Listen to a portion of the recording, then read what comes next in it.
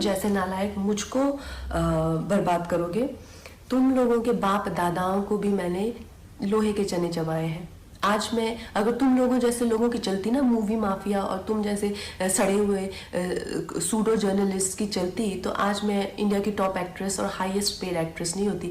मैं तुम्हारे सामने हाथ जोड़ती और कह रही हूँ कि प्लीज़ मुझे बैन करो। नमस्कार दोस्तों, आज मैं अपनी जो हमारी इंडियन मीडिया है उसके बारे में आपसे कुछ कहना चाहती हूँ।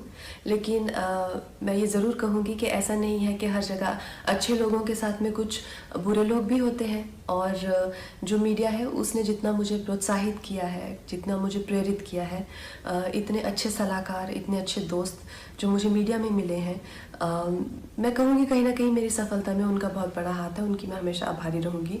लेकिन जो दीमक की तरह जो एक सेक्शन मीडिया का है जो हमारे देश में दीमक की तरह लगा हुआ है और उसको धीरे धीरे करके उसकी गरिमा को, उसके अस्मिता को, देश की इंटेग्रिटी को, देश की एकता को आए दिन अटैक करता रहता है। आए दिन इनके जो भी है झूठी अफवाहें फैलाते रहते हैं। अपने गंदे भद्दे विचार, देशद्रोहिता के जो विचार हैं वो ओपनली सबके सामने रखते हैं। और इनके खिलाफ हमारे कॉन्स्टिट्यूशन में किसी भी तरह का कोई भी ना पेनल्टी है और ना ही कोई सज़ा है।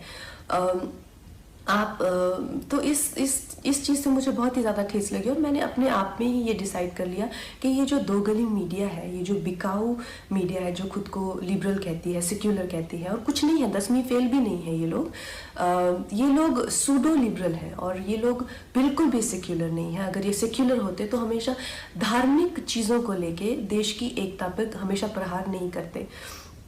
ऐसे ही एक चिंदी से जर्नलिस्ट को मैं 1-2 दिन पहले एक प्रेस कॉन्फ्रेंस में मिली। तो उसी की तरह बहुत सारे लोग हैं जो जितने भी हमारे जो सीरियस इश्यूज़ हैं, हमारे जो सीरियस कॉजेज़ हैं। वर्ल्ड एनवायरनमेंट में डे के दिन मैंने प्लास्टिक बैन को लेके एक कैंपेन किया था जिसमें मैंने प्लास्टिक के ख़िलाफ़ ईशा योगा सेंटर के साथ में काफ़ी कुछ एक्टिविटीज़ की थी। इस जर्नलिस्ट को मैंने उसकी खिल्ली उड़ाते हुए देखा।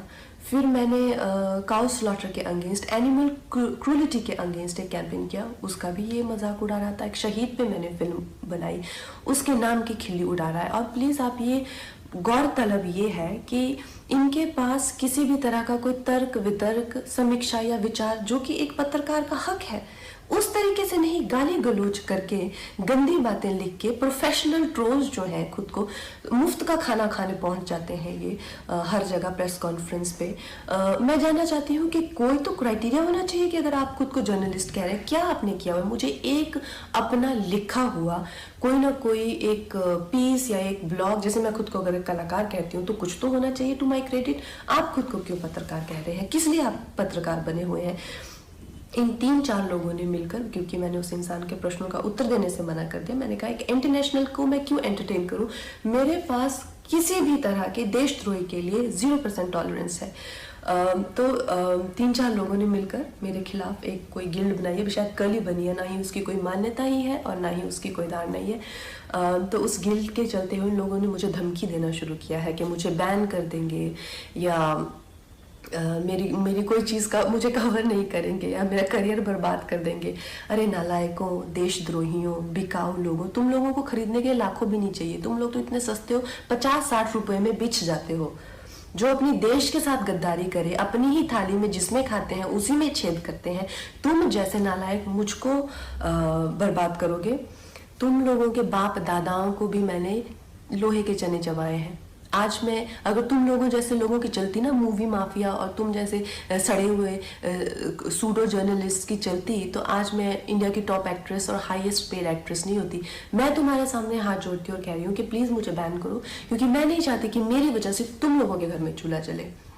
और इससे ज़्यादा बड़ा एहसान आप मुझ पे नहीं कर सकते कि आप मुझे बैन कीजिए। और जो भी मेरे भाई बहन इस देश के जो युवक युवतियाँ हैं जिन्होंने इन लोगों का बहिष्कार किया है, और जब मणिकर्णिका फिल्म भी आई थी और मूवी माफिया उसके अगेंस्ट पूरी गैंगअप हो गई थी, तो इन बच्चों ने इतने अच्छे तरह से हर दिन we stand with Manikarnika trend किया, उस फिल्म को बहुत सफल बनाया। फिल्म ने 150 करोड़ से ज़्यादा का बिजनेस किया। और इस चीज़ से मुझे इतना गर्व है अपने देशवासियों पर। आप लोगों के लिए जो हो पाएगा उससे भी ज़्यादा करके दिखाएंगे। बहुत बहुत धन्यवाद।